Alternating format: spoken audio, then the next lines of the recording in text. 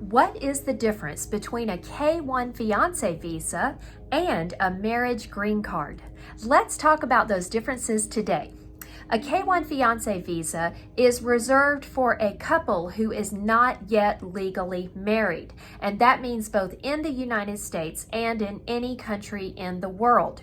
So if you're legally married in your home country, you are also not eligible for the K-1 fiancé visa.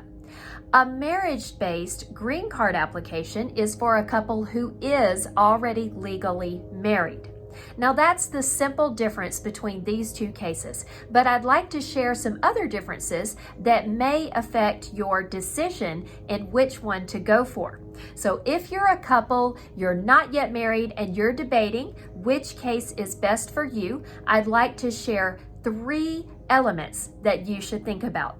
Number 1, the K-1 fiancé visa is faster to get your fiancé physically here to the United States. You will have to deal with the USCIS. You have to file a case here. Then your fiancé will go to the embassy for a K-1 visa interview. And typically I see those cases taking less time than a marriage-based immigrant visa. So K-1 fiancé visa, you get them here faster. Second factor to consider, second element, is that the K-1 fiancé visa is more expensive, because even though you get them here faster to the US, you have a big expense once they arrive, which is filing the I-485 adjustment of status application. So the K-1 fiancé visa has more immigration filing fees. It is more expensive.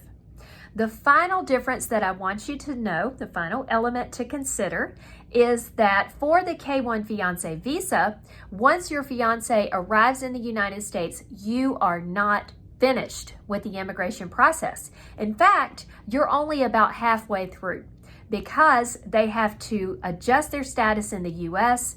It will take maybe 6 months to a year for that case to be finished. So once they arrive in the US, you have more immigration work to do on the case.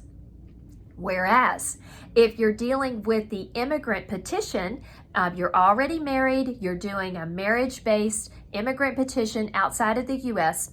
Once your partner gets to the United States with that immigrant visa, they're done. The green card just comes in the mail. So the factors to consider are time or money, or if you're finished when you arrive in the US. Those are things to consider between these two cases. If you have any questions, please contact me.